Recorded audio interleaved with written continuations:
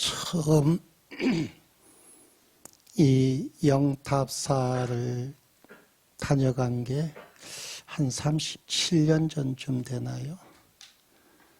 그러다가 한 10여 년 전에 또 성지순례 온다고 신도님들하고 다녀갔던 그때가 엊그제 같은데 세월이 이렇게 흘러서 여러분들하고 법당에서 법회를 하게 될 줄은 참 인생 돌고 도는 거지만 어떻게 될지 누구도 모른다.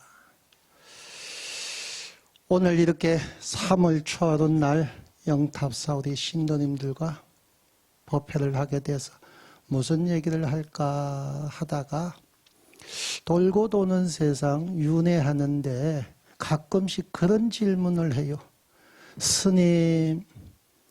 스님은 내생에 다시 태어난다면 그때도 스님 노릇할래요? 스님한테는 궁금한 게 많나 봐. 그건 여러분들한테 다시 질문한다고. 여러분들은 내생에 다시 태어난다면 어떻게 살래요? 지금 집에 있는 신랑하고 같이 살 건가? 다시 또 여자로 태어나서, 그죠? 인생 굽이굽이 돌아서 지금 여기까지 와서 보니까 옛날에는 앞만 보고 달렸어요. 결혼해야 된다, 자식 낳아야 된다, 키워야 되고 가르쳐야 되고 먹고 살아야 된다고 해가지고 앞만 보고 살았어. 근데 이제는 반조, 돌이켜볼 시기가 왔다. 내가 50평생, 60평생 살아왔으니까 어떻게 살아왔는지 되짚어보고 내 생에도 또 그렇게 살 것인지 한 번쯤은 두드려 봐야 될 시기가 오지 않았나. 내 생에도 또 이렇게 살 것 같으면 참 쉬워요. 고생할 필요 없어요. 지금처럼 어울렁 살면요, 내 생에도 똑같이 이렇게 태어나가지고요, 남편한테 꼭 쥐어가지고 아무것도 못하고 자식 키우고 그냥 찌지고 볶고 살면 돼. 그러나 우리네 인생은, 그죠? 내가 만들어가는 거거든. 태어날 때, 응애하면서 태어날 때 몰라서 시킨 대로 살았지, 사실은 우리의 운명은, 내 인생은 내가 만드는 거예요. 그걸 50곡에 넘어서서야 터득하게 된단 말이에요. 진작에 터득했으면 만들어 갔을 텐데 그때는 주어지는 대로 살아야 되는 게 인생인 줄 알고 시키는 대로만 했잖아. 이제는 내 생을 위해서라도 지금부터 뭘 하는, 만들어가는 모습. 운명은요, 이 세상은요, 결국은 내가 만드는 것이다.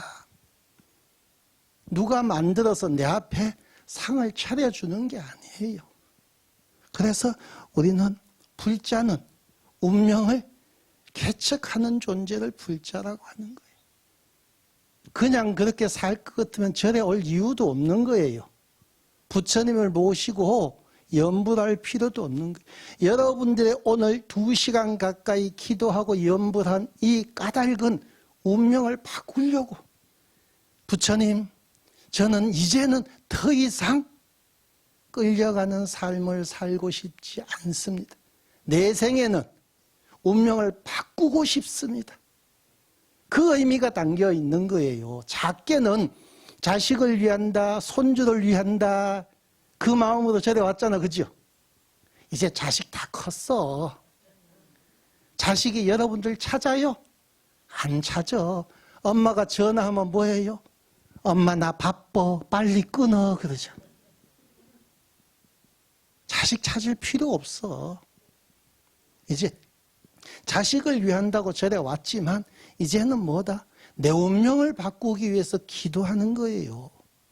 그래서 불자라고 한다면 부처님 전에 복을 비는 사람을 불자라고 하지 않고요. 자기 운명을 개혁하는 사람을 불자라고 하는 거예요. 그 과정을 기도라고 하고 수행이라고 하고 깨달음이라고 하는 거예요. 운명이 바뀐 존재를 깨달은 자라고 하는 거예요. 바꾸려고 노력하는 사람을 수행자라고 그러고 보살이라고 한다. 그러니까 내가 지금 이렇게 염불하고 기도하는 것은 그 과정에 있는 것이다. 지금 이렇게 기도를 하면서 업을 지어가면, 선업을 닦아가면 이 데이터가 하나씩 하나씩 쌓여가거든요.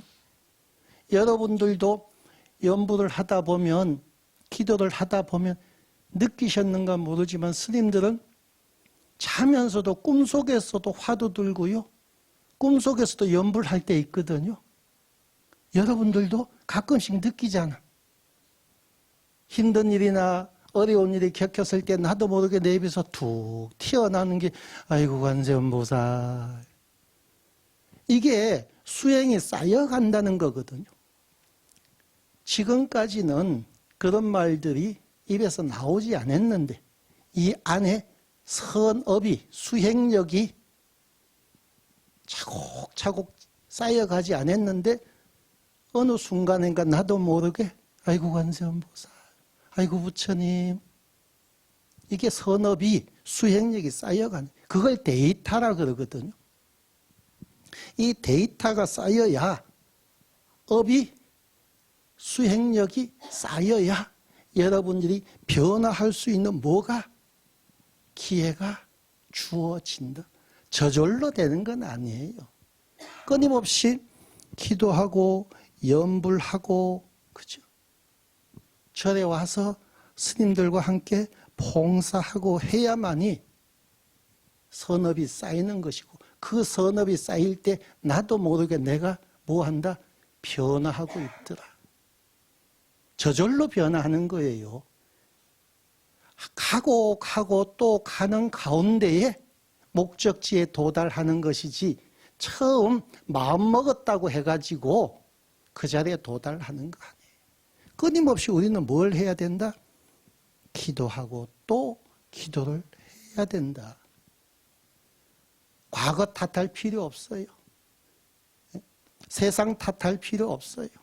지금 이 순간 내가 기도하고 사느냐, 염불하고 사느냐, 아니면 세상 탓하면서 그냥 머물러 있느냐, 그 차이일 뿐이에요. 우리는 스님들이 그런 얘기 참 많이 해요. 아, 다 전생의 업이다. 전생의 업이 뭘 어떡하라고. 전생의 업 아니에요. 전생의 업은 데이터일 뿐이니까 현재의 나를 있게 하는 것 뿐이지 현재의 내 삶을 지배하지는 않거든요. 현재의 내 삶을 지배하는 건 누구예요? 현재의 나예요. 전생의 업으로 어쩔 수 없이 여자로 태어났지만 여자라고 왜? 대통령도 하는데, 그죠? 사장도 하고, 그죠? 농사도 짓고 못할 것 없어요. 전생의 업이, 데이터가 어떤 삶을 살았느냐 하는 데이터가 성별, 그죠? 작고 크고는 결정 지을 수 있지만 지금 현재 나의 삶을 지배하지는 않는다. 행불행을 만들어내는 것은 할 것인지 말 것인지, 차를 살 것인지 말 것인지는 뭐가 내가 결정하는 거예요. 전생의 업이 아니에요. 미래의 복도 말이에요. 내 생에 복 받을 겨. 너 그렇다면 천벌 받을 겨. 그죠? 내 생의 복이나 벌은 현재의 작용이라고. 현재에 좋은 일 하면, 현재에 나쁜 일 하면 이 말이에요. 그러니까 옛날 스님들께서 한결같이 말씀하신 거 뭐예요? 지금 이 순간 여기뿐이다 그러잖아요. 과거를 탓할 필요 없고요. 과거 핑계댈 필요 없고 미래를 갖다가 장밋빛으로 도배할 필요 없어요. 그냥 지금 내가 열심히 하면 그것이 다 뭐가 된다? 업이 되는 거예요. 선업이 되는 거예요. 그걸 좋은 말로 바꾸면 수행력이다 그래. 그래서 수행력이 깊어지면 옛날 스님들은 여러분들은 꿈에서나 염불을 했잖아. 그죠? 근데 옛날 스님들은 명이 떨어질 때도 꼿꼿하게 앉아서 죽고 서서 죽는다고 하는 말은 명이 떨어지는 그 순간에도 화두를 놓치지 않고 정진을 하니까 앉아있을 때도 우리가 죽으면 명이다 하면 폭 꼬그러지잖아. 그죠? 넘어져야 되잖아. 그거는 수행력을 업이 올곧게 하나가 돼서 수행력으로 드러나지 않았기 때문에 꼬그러지는 거고, 기도하고 정진해서 수행력이 선업이 똘똘 뭉쳐 있으면 그 완전한 결정체를 사리 그러잖아요. 부처님은 온 전신이 수행력으로 똘똘 뭉쳤으니까 전신이 사리로 바뀌었잖아. 그런데 우리는 뭐예요? 수행력이 없으니까 화장하면 뭐만 남는다? 가루만 남는 거야. 뭉쳐지지를 않는 거야. 그러니 어찌 앉아 죽고 서서 죽을 수 있어요? 그냥 폭 꼬그라져야지. 그런데 우리는 기도를 하면 그 힘들이 어떻게 된다? 모이기 시작한다. 그래서 과거 탓하지 말고 내가 전생에 무슨 빚이 많아서 할 필요 없어요. 지금 이 순간 여러분들이 절에 올 수 있는 힘만 있으면 와서 기도하면 돼요. 뭘 하기 위해서? 운명을 개혁하기 위해서. 거대한 일 할 필요 없어요. 이 먹고 하면 되고요. 이 먹고가 안 되면 관세음보살 하면 되는 거예요. 뭐라고 부르든 상관없는 거예요.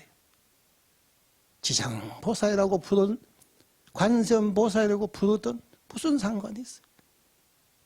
그 지금 이 순간 뭐 하는 거? 정진하는 거. 그래서 숭산회원 큰 스님께서는 뭐라 그랬어요? 오직 할 뿐이다 그랬죠. 지금 이 순간밖에 없다는 거예요. 예? 옛날 일 주절주절 얘기하지 마세요. 손주가 온다고 우리는 이렇게 할 필요 없어. 손주도 이 순간을 살고 있고 아들도 이 순간을 살고 있고 나도 이 순간을 살고 있잖아요. 그럼 서로가 이 순간에 충실하면 돼.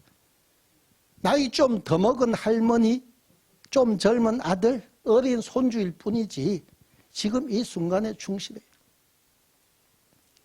할머니는 옛날 얘기하고 손주한테는 미래 얘기하죠.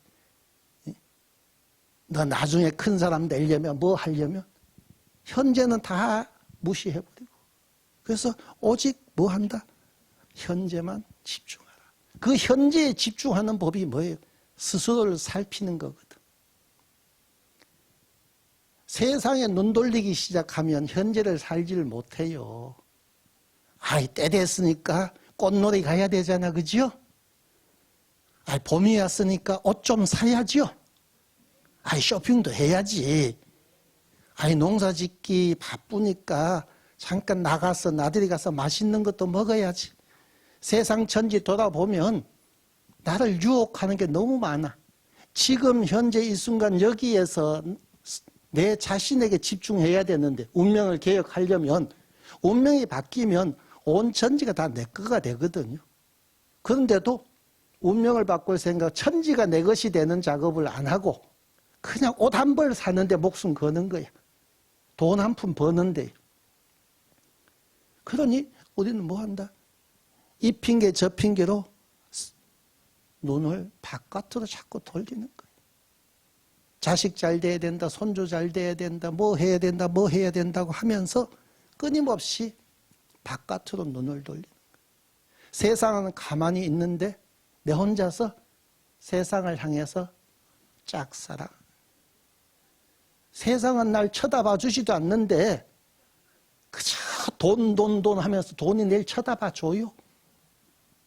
권력이나 명예나 세상은 내한테 1도 관심 없는데 중생은, 그죠? 포살은 스스로를 살피고 안으로 에너지를 모을 뿐인데 중생은 자신은 버리고 바깥으로 헛눈, 그지? 곁눈질 하는 게 중생인 거예요. 그래서 우리는 뭘 해야 된다? 세상을 향한 짝사랑을 멈출 줄 알아야 된다. 젊어서 짝사랑은 아름답기나 하지. 선생님, 그죠? 이웃집 오빠, 얼마나 아름다워요. 소녀적 그 순수한 마음이니까. 그런데 세상을 향한 짝사랑은 껌껌해, 더러워. 자기 욕망만 채우기 위해서 남을 짓밟잖아요. 그래서 우리는 뭘 해야 된다? 이 외골수적인 짝사랑을 멈춰야 된다. 핑계 대지 마요. 무엇 때문에? 핑계 대명사는 아까도 했지만 자식, 손주, 먹고 살아야 된다는. 그런데 내 생에 다시 이렇게 태어나는 그 길을 걸어가면서 자식을 위한다, 가정을 위한다는 핑계로 내 생에도 똑같이 이렇게 태어날 삶을 지금 반복하고 있는 거예요. 다시 태어난다면 똑같이 살아간다면 무슨 의미가 있겠어? 진절머리 쳐지잖아요. 다시 살고 싶지 않지. 그런데 여러분들은 다시 사는 길을 가고 있는 거야. 나는 그 길을 가기 싫다고 하면서 옆에서 사람들이 다 쳐다봐봐.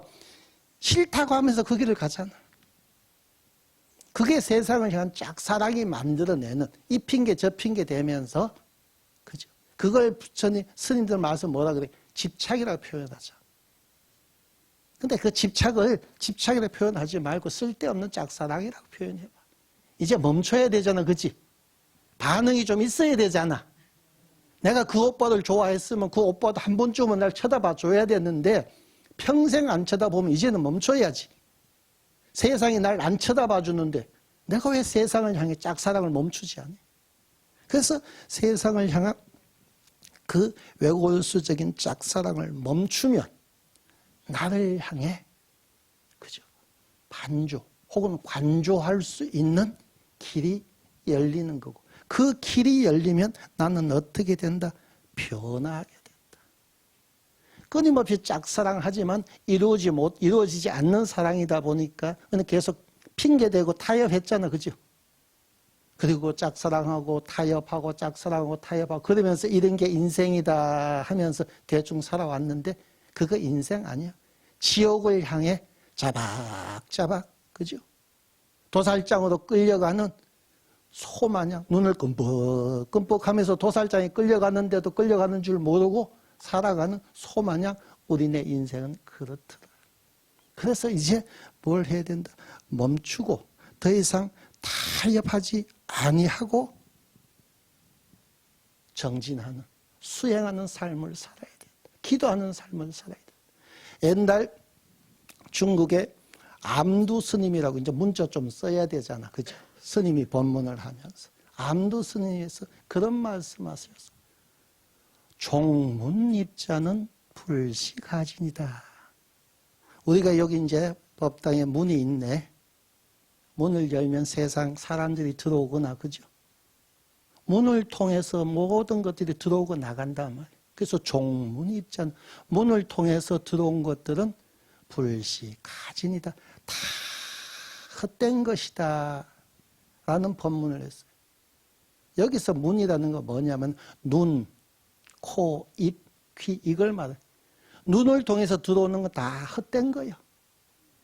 꽃이 피고 새가 울고, 그죠? 향기가 나고 하지만 이 육군을 통해서 안이비설신이 반야신경 읽었잖아, 좀 전.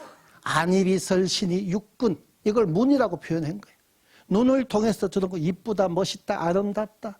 결국은 다 헛된 것일 뿐이더라. 여러분들도 다 멋내 봤잖아. 그죠? 꽃가옷도 입어보고 보석도 해보고 맛있는 것도 먹어보고 다 했잖아요. 그 좋은 향수라는 것도 다 뿌려봤잖아.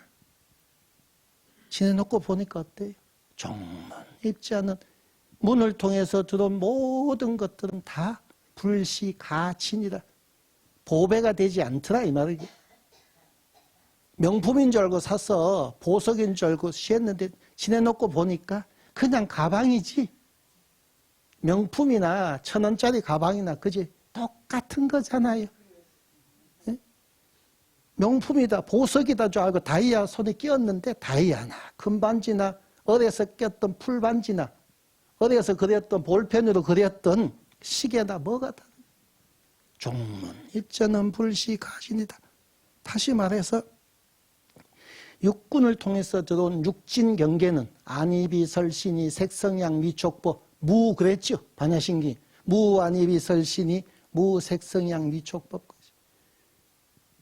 이 육군을 통해 들어온 것은 다 헛된 것이니 다시 말해서 세상을 향한 짝사랑을 멈추어라. 더 이상 세상을 향해 나아가지 마라. 영탑사의 지금 출연 보세요. 요 제일 마지막 구절의 출연 구절이 뭐예요? 대웅전에 진불이 반월삼성이다. 부처님이란 무엇이냐? 깨달음이란 무엇이냐? 행복이란 무엇이냐라는 질문을 할 때 부처님은 어떤 존재냐? 그죠? 참 부처는 반월삼성이다. 반월은 반달이에요. 삼성이라는 별 3개.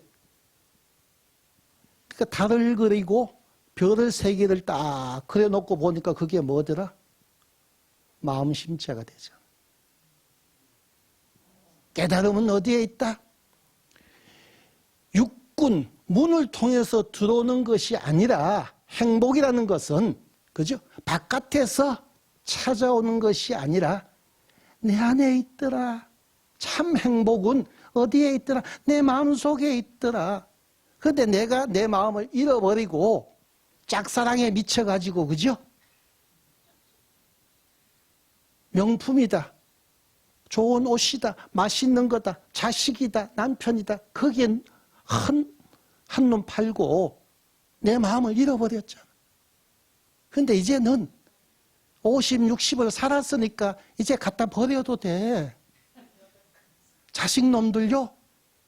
가만히 냅두면 더 잘 크잖아요. 영감도 그죠? 가만히 냅두면 알아서 밥 다 챙겨 드세요.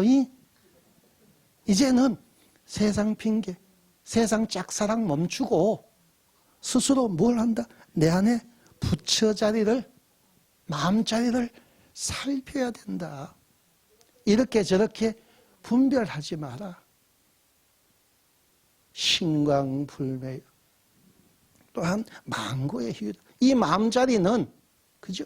언제나 밝게 빛나서 그 무엇으로도 견줄 수 없는 것인데 중생의 분별이 나 잘났다 똑똑하다라고 하는 거 있어요. 야, 너 이거 몰라? 그거 뭔데? 야, 이 유명한 걸 몰라? 자꾸 분별을 통해서 망상을 지어내잖아. 명품인 줄 우리가 옛날에 알았어요. 근데 누가 이거 좋은 거다 그러니까 혹해가지고 나도 하나 있었으면. 여행 갈 생각 꿈에도 안 했는데 누가 간다니까 나도 놀러 가야지. 그러니까 못 가지니까 마음이 상하고 남들 뭐 하는데 못 하니까 싸움만 일어나고. 이게 뭐예요? 쓸데없는 분별로 그냥 가방이면 되거든요. 그냥 음식이면 되거든요. 그냥 옷이면 돼요. 몸만 가리면 됐지. 그런데 뭐예요? 이 마음자리는 망고에 빛나고 있거만 망고 희유건만 신광불매 망고 희유라. 이 마음자리는 그 무엇으로도 훼손되지 아니하고 밝게 빛나고 있는데 중생이 뭐한다? 이거다 저거다 명품이다 짝퉁이다. 그치? 맛있는 거다 맛없는 거다. 이런 분별이 뭐다? 나를 힘들게 하는. 그래서 입차문내 막존지해라. 사찰 녹에 들어가면 그렇게 써져 있잖아. 이 문에 들어올 때 이 문은 아까 종문 입장을 문과 조금 다르지만 어쨌든 깨달음의 세계에 들어가고자 한다면 진불이 반월삼성이라 그랬잖아요. 입차 문내 이 문 안으로 들어오려면 참 부처를 친견하려면 깨달음을 얻으려면 어떻게 해야 된다? 분별을 두지 마라. 세상을 향한 짝사랑을 멈춰라. 이것이다 저것이다. 그지? 손주냐 손녀냐 태어났을 때 한바탕 했었어요. 여러분들이 첫 아기 낳았을 때 아들이면 잔치하고 딸이면 그랬는데 지금 놓고 보니까 딸이 더 효자요. 그죠? 깨달음의 세계에 들어가려면 이러쿵저러쿵 하지 마라. 예? 스님 법문 잘한다. 스님 법문 못한다. 이것도 분별이요. 그냥 스님께서 하시는 말씀 가운데 톡톡 놓고 해가지고 내 마음을 깨우쳐 줄 수 있는 한 구절만 있으면 되지. 그 무슨 잘한다 못한다가 있을 수 있느냐. 그래서 우리는 뭐 해야 된다? 분별하지 마. 여러분들 마음자리에 뭐가 있다? 불성이 있다 그랬어요. 두려워할 필요는 없어요. 일체 중생 시류 불성이라 그랬죠. 여러분들은 뭐다? 여자가 아니란 말이에요. 나이든 노인네가 아니란 말이에요. 그냥 내 안에 불성이 있는 존재일 뿐인 거예요. 그러니까 두려워할 필요가 없어요. 다만 무엇을 걱정해야 되느냐? 알을 잘 품어서 부화할 수 있는 그 기도를 하고 있느냐. 닭이 알을 품을 때 어떻게 품어요? 대충 품는 닭 봤어요? 지극정 죽기 살기로 품잖아요. 조금 품다가 일어나갖고는 알을 뒤집어주고 굴려주고 또다시 품고. 여러분들한테는 불성이 있단 말이에요. 그런데 문제는 뭐냐? 불성을 활성화, 알에서 깨어나지 못하게 하고 있다. 알에서 깨어나야 병아리가 되고 병아리가 돼야 닭이 되잖아. 그죠? 근데 여러분들은 그걸 고민을 해야 되는 거예요. 아유, 스님, 세상에 짝사랑을 멈추면 뒤처져서 어떡합니까? 제일 뒤처진 사람이 누구냐 하면 스님들이잖아. 세상을 아예 버리고 왔으니까. 그런데 여러분들이 스님을 세상에서 제일 뒤처진 사람으로 봐요, 안 봐요? 안 보잖아요. 여러분들보다 앞서 있는 분으로 보죠. 세상을 내려놔도요, 짝사랑을 멈춰도요, 뒤처지는 게 아니에요. 앞서가는 거예요. 여러분들도 이제는 그런 두려움 가질 필요 없어. 내 안에 무진보배가 있는데 진불이 반월삼성이라 마음 심자 하나라 그랬죠. 그 내 안에 불성이 있는데 불성이 깨어나느냐 깨어나지 못하느냐를 두려워해야 된다. 아까 닭을 예로 들었지만 부엉이라는 놈은 어때요? 부엉이. 우리도 몰랐는데 부엉이는요, 한겨울에 그 눈이 오고 바람이 부는 그 한겨울에 그 눈을 다 맞아가면서 알을 품고 있답니다. 그래야 새끼가 언제 태어난다? 회동하는 봄에 태어나야 먹이가 많잖아요. 이 물어다 날라야 아기가 크고, 아기가 커야 여름 지나면서 이제 뭘 한다? 비행을 할 거 아니에요. 독립을 할 거 아니에요. 근데 부엉이 보세요. 인간보다 더 지극정세. 이제 아기를 비로 들었으면 물론 여러분들도 그 이상의 정성으로 아기들을 키웠죠. 근데 이건 비유일 뿐이단 말이에요. 내 안에 불성을 활성화, 껍질을 깨고 나올 수 있도록 지극한 마음으로 뭘 해야 된다? 알을 품어야 된다. 이런 핑계 저런 핑계 대지 마라. 운명이 어쩌고 전생의 업이 어쩌고 핑계 대지 마라. 다만 지금 내가 하고 있지 못함을, 그죠? 하고 있지 못함을 걱정해야지 왜 자꾸 전생 탓을 하냐. 그죠? 지금은 다시 태어났을 때 어떻게 살 것인가를 고민하고 있는데, 이 모양 이대로 그대로 살 것인가? 새로운 삶을 살 것인가? 그래서 뭘 해야 된다? 운명 탓을 하지 마라. 운명이라는 것도 뭐냐면 글자 가지고 얘기를 해보면 명을 운명, 운전한다 그러죠. 아, 보니까 차가 많이 왔어. 영탑사 부자 되겠어. 우리 신도님들이 다 차 타고 왔으니까 운전하고 왔죠? 아니, 내가 운전 못했으면 누가 운전하는 차를 타고 왔을 거 아니야. 운전한다. 핸들링 해가지고 어떻게 굴러간다. 운명이라는 건 뭐예요? 내 의지로 내 삶을 개척해 나가는 걸 운명이라 그래요. 명을 뭐 한다? 핸들링 한다는 거. 근데 자꾸 정해져 있는 것처럼 어쩔 수 없는 것처럼 내 의지로 내가 만들어 나가는 게 운명인데 세상 탓하고 뭔 탓하면서 정해 있는 것처럼 핑계대기 그것 해서는 안 된다. 그러니까 여러분들의 운명은 지금 여러분들이 핸들링 하는 거에 따라서 여기서 집으로 가는 분도 있을 거예요. 운명의 이제 갈림길에 섰어요. 법회를 끝내고 어떤 분은 집으로 가는 분이 있는가 하면 어떤 분은 여기 유명한 카페에 있다며 카페로 가는 사람이 있을 거고 여기 문수사 개심사 왕벗이 좋대 꽃 구경 가는 사람이 있을 거고 그게 운명인 거예요. 내가 지금 이 순간 무엇을 선택하느냐 핸들링을 통해서 운. 그러니까 핑계대면 안 된다. 부처님과 보살님과 스님은 자기의 명을 뭐예요?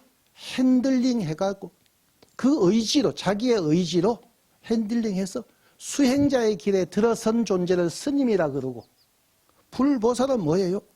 그러한 의지 마음속에 세상을 담았냐 중생을 담았냐 차이예요. 여러분들 마음속에는 세상을 담고 세상을 향해 운전해 나가면 중생인 거예요.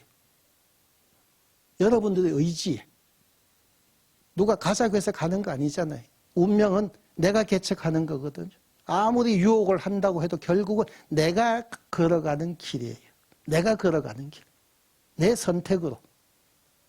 오늘 절에 온 분도 있지만 절에 갈까 말까 하다가 센 사람도 있을 거예요.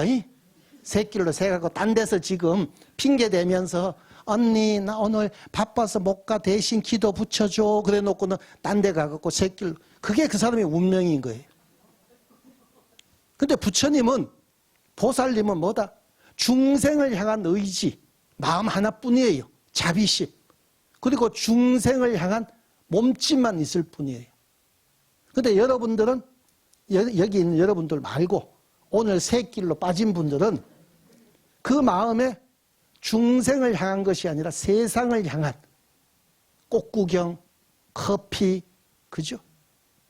그 마음에는 그게 담겨 있고 몸짓은 스님들처럼 여러분들을 위해서 목탁치고 염불하고 고향간에서 지금 그죠? 밥을 지어서 반찬 만들어서 베푸는 그 아름다운 몸짓이 담겨져 있느냐 아니면은 그 욕망을 충족하기 위해서 남에게 해악을 끼치고 입만 열면 거짓말이고 사기고 그죠? 손발은 사랑을 자비를 실천하는 것이 아니라 업을 짓는 도구가 된다면 우리는 내생이 표현할 것이 없는 존재로 살아간다. 그래서 보살과 부처, 스님과 중생이 그 지위가 다른 까닭은 왜 나는 찌질하게 이렇게 중생으로 살아가고 있을까? 왜 저 부처님은 깨달은 자리에 앉아서 저 위에 앉아서 중생을 굽어보고 있을까? 단 하나의 차이밖에 없어요. 그 마음에 의지에 무엇을 담았느냐? 세상을 담았느냐? 욕망을 그죠? 욕망을 담았느냐? 자비, 사랑을 담았느냐? 그 몸짓이 뭐다? 세상에 사랑을 베푸는 행동이었냐? 아니면 자기 욕심을 채우기 위한 폐악질이었느냐? 그 차이. 자리가 다른 것은, 위치가 다른 까닭은 그 하나예요. 마음에 담겨 있는, 그죠? 그 의지에 녹아져 있는 그것과 몸짓이 다르기 때문에 중생과 부처의 구분이 있는 것이다. 그래서 여러분들은 몸짓이 세상을 향한 몸짓이 아니라 중생을 사랑하는 마음으로 또 내 안을 반조하고 관조하는 삶을 살아야 된다. 그런데 길게 하나요, 내가? 나도 잘 모르겠어요. 처음 하는 거니까 얼마씩 해야 되는지. 그런데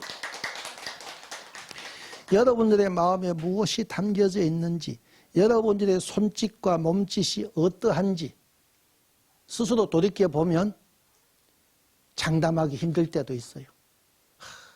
나는 내가 돌이켜봐도 나는 내 생에는 금생과 다른 보살의 삶을 살 거야.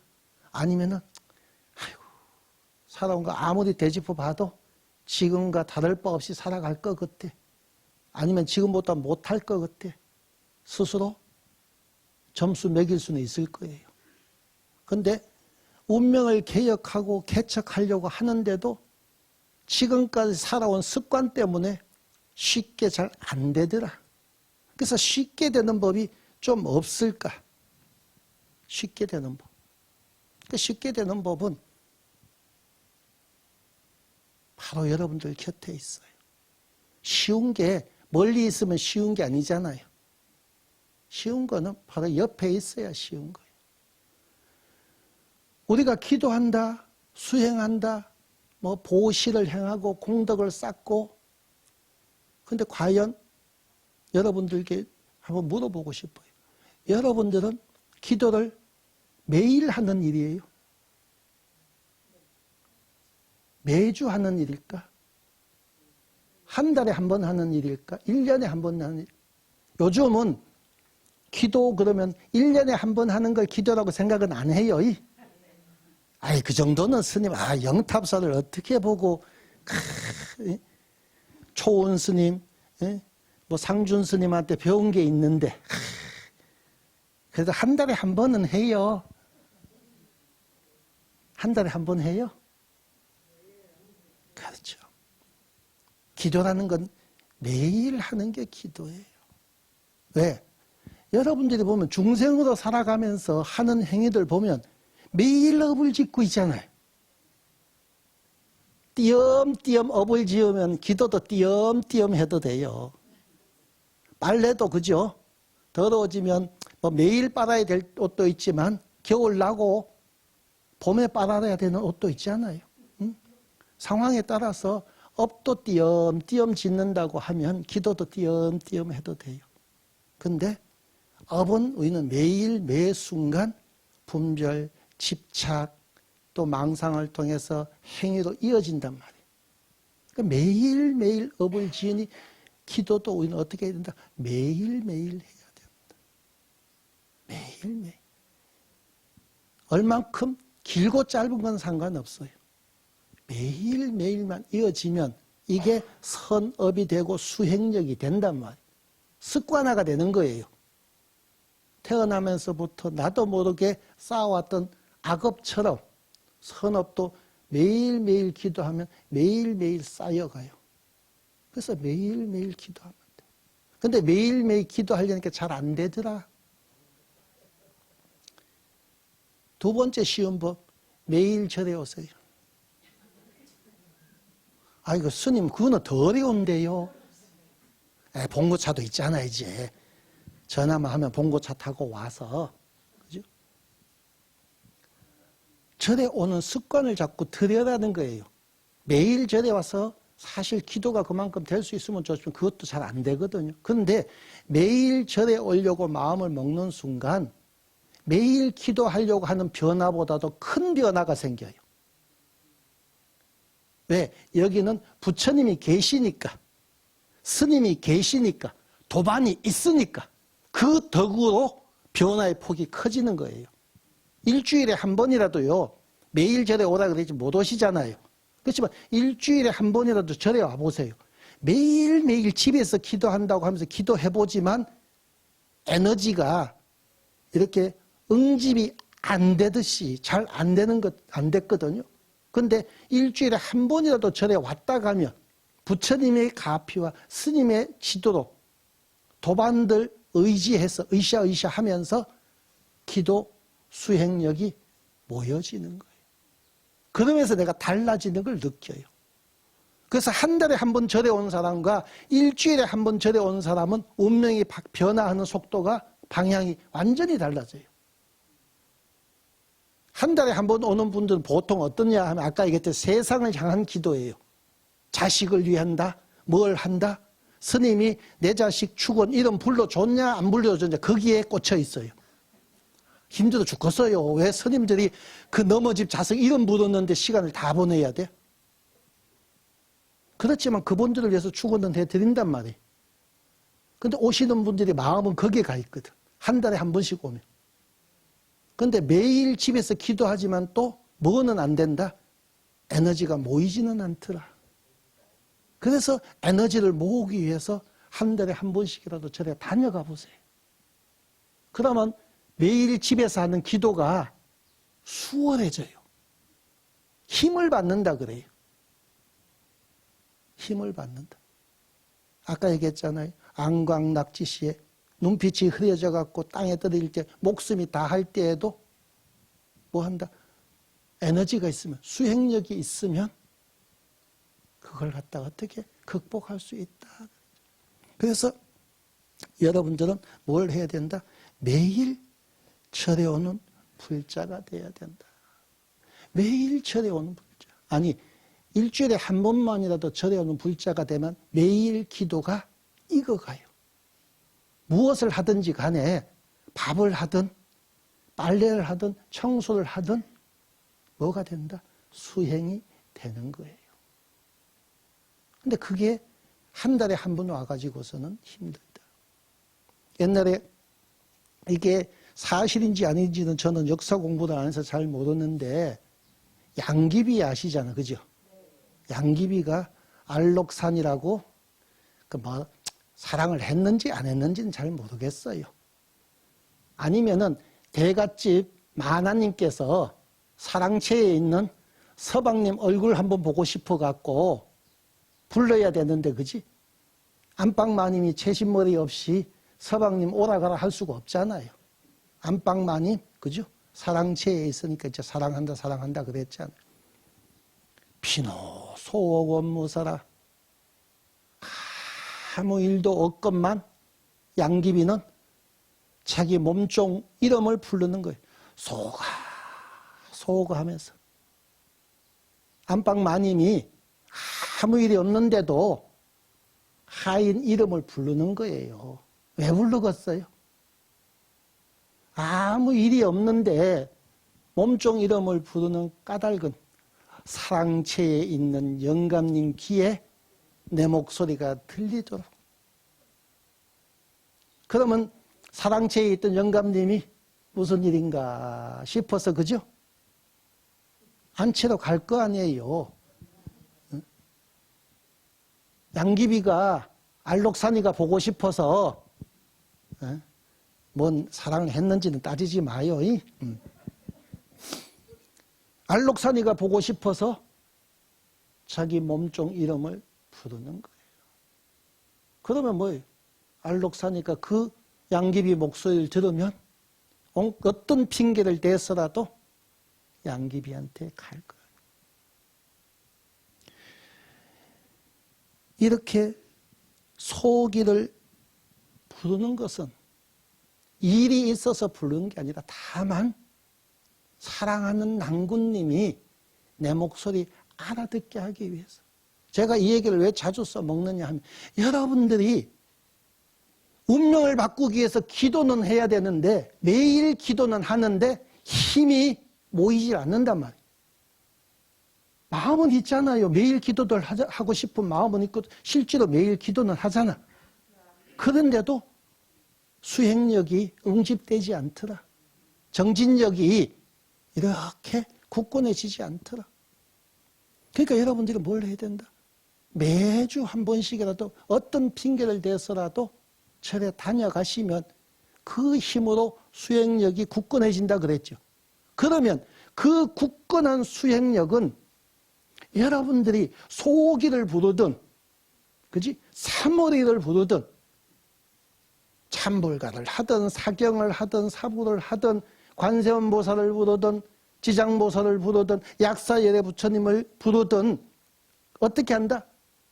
알록산이가 찾아오듯이 사랑채에 있는 낭군님이 안채로 들어오듯이 부처님께서 어떻게 여러분들을 찾아가. 내 안에 뭐가 있다?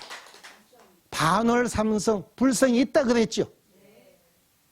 그 힘을 얻어서 연부를 하는데 이렇게 연부를 한다고 감흥이 없을 것이며 저렇게 연부를 한다고 해서 되돌아앉지는 않는다.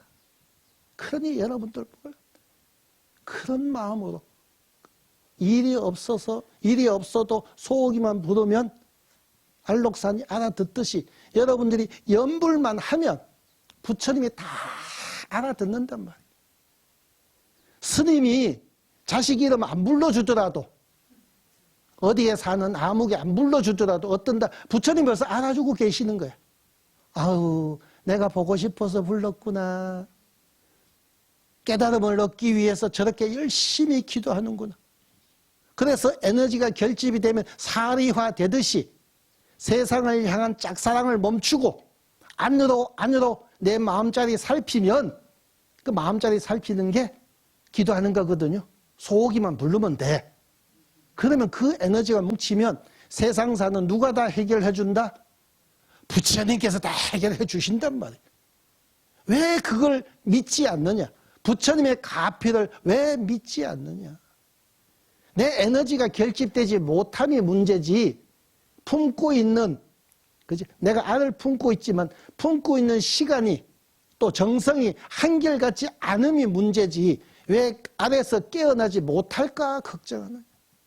그 추운 겨울에도 부엉이가 알을 부화시키잖아요. 다큐멘터리 TV에서 봤는데요. 부엉이가 꼼짝도 안 하고 그 눈 다 맞으면서 그 바람 다 맞으면서 품고 있는 거예요. 수컷은 그 암컷을 위해서 눈밭에서 먹이를 사냥할 뿐이지만 여러분들 그건 거예요. 알이 깨어나지 못하는 까닭은 부처님의 가피가 없음이 아니라 내가 한결같은 마음으로 뭐 하지 못합니다. 품고 있지 못합니다. 그래서 여러분들은 그렇게 기도하면 품어나가면 그래서 품어나가기 위해서는 매주 한 번이라도 절에 오는 업은 매일 지으면서 왜 기도는 매일 하지 않느냐. 운명은 바꾸고 싶으면서 왜 길은 그릇된 길을 선택하느냐. 운명은 내가 운전하는 거랬죠. 내가 선택하는 거랬죠. 그러니 올바른 선택을 통해서 한결같이 그 길로 나아간다면 그게 바로 업을 녹이는 용광로 기도라는 거예요. 수행이라는 거예요. 그래서 기도하고 수행하면 세상을 향한 그 분별망상이 끊어지게 되고 내 안에 뿌리 깊게 박혀있던 업의 뿌리조차도 다 캐내버리는 게 기도고 수행이다. 그러니 여러분들 어려운 거 아니에요. 매일 기도하면 되잖아. 근데 매일 하잖아, 그죠? 근데 힘이 안 되더라. 그럼 힘이 되는 길은 한 달에 일주일에 한 번만이라도 절에 와서 그 절이 뭐예요? 도량이라는 것은 도사, 스승이 있단 말이에요. 절에 오면 도반이 있잖아요. 스승과 도반이 있는 절은 저절로 기도가 되는 거예요. 저절로 깨달음이 내 안에 불성이 있으니까. 부엉이는 별짓은 안 해요. 그냥 품고 있을 뿐이지. 그런데 깨어났잖아. 내 안에 있는 불성도 특별한 거 안 해도 깨어나요. 그냥 한결같이 품으면, 기도하면 업이 녹아져 내리고 그 업의 뿌리조차도 다 드러내게 되니까 걱정하지 마세요. 두려워하지 마시고 한결같은 마음으로 우리 기도합시다. 새로운 주지가 그 원력을 세워서 일요법회를 시작했잖아요. 일요일 아니라도 돼. 법문 안 들어도 돼. 내가 올 수 있는 날이면 언제든지 아무 때나 와서 차가 없으면 태워다 달라 그러면 되잖아. 그래서 매주 절에 와서 매일 기도하는 삶을 살 때 운명 바뀔 것이고, 이제는 여러분들이 원하는 대로 사는 거예요. 지금 사는 삶이 아닌 원하는 삶을 사는 영탑사 불자기를 기원하면서 오늘 얘기를 마칠까 합니다. 예, 성불하십시오.